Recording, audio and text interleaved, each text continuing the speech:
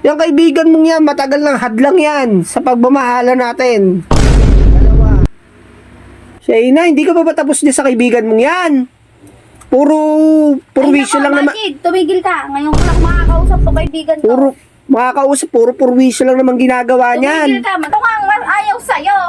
Talagang ayaw ko dyan sa kaibigan mo dahil suhulero yan. Suhulera. Sa'yo. Suhulera yan. Ano oras ba tayo alis bukas?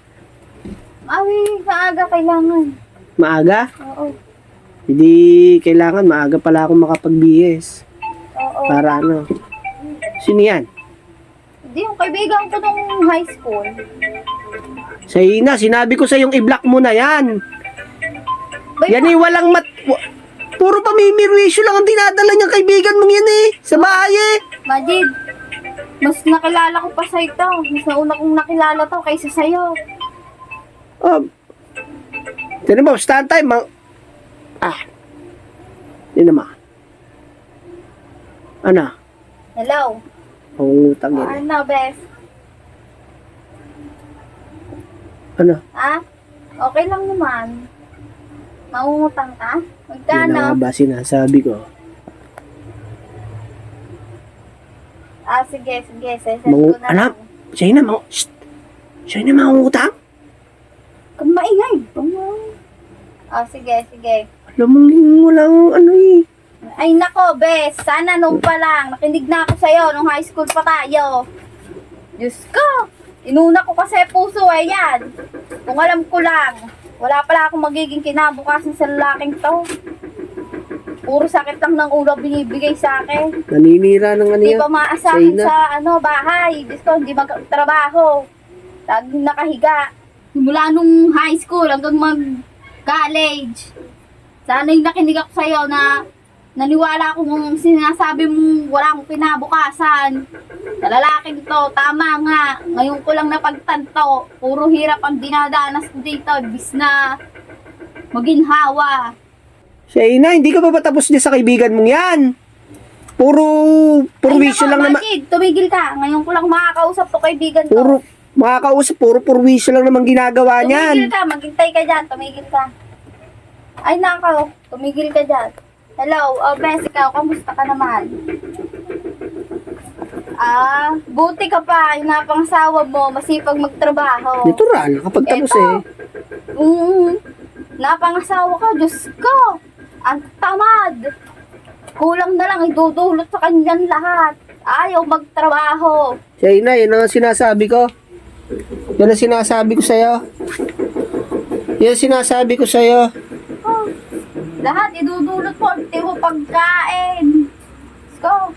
Kala ko'y giginhawa ako dito, hindi pala. Yan ang sinasabi ko sa'yo, Shayna. Kaya ayaw na ayaw kitang makakausap dyan sa best friend mong yan eh. Buti ka pa. Oh, eto, lalaking to, nagpapalaki lang dito lang ang katawan. Walang ginawa kundi humilata, kumain, pagkakain, tutulog. Shayna. Yung kaibigan mong yan.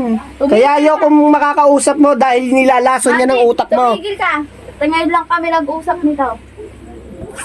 Bang klase eh. Bakit? Totoo naman Nilalason yan. Sinisira niya ng relasyon natin, dalawa. Sinisira lang. Paano ba magsasabi sa'yo Sinusulsulan pa niyan, kaibigan mo. Nusulsulan. Tatawag lang naman niya. Tumigil ka, maririnig ka. Tumigil. Tatawag lang niya pag magpapagcash ng 200 eh. Tumigil ka. Tapos pagkatapos hingian ka ng 200, sasabihin na, bes, kamusta ka? Kamusta lagay mo dyan? Hindi ngayon, sasabihin mo. Hintayin mo matapos. Sasabihin mo na hindi ako okay. Na ako'y hirap na hirap dito. Totoo naman Totoo naman hindi ka nagtatrabaho Eh alam ko ang sistema ng best friend mong yan.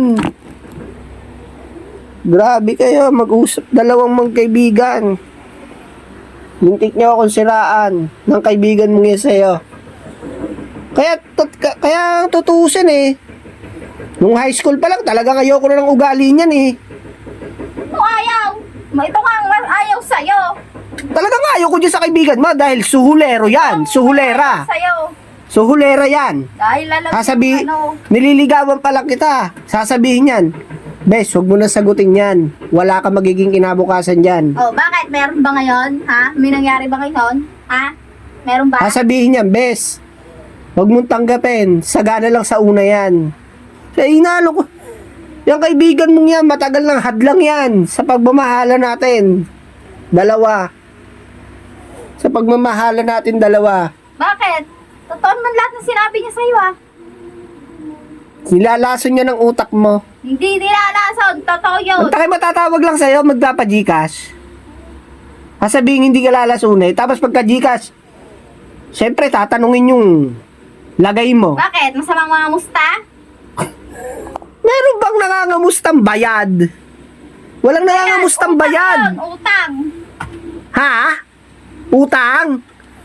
Siya ina, pangilang utang na sa iya, hindi binabayaran.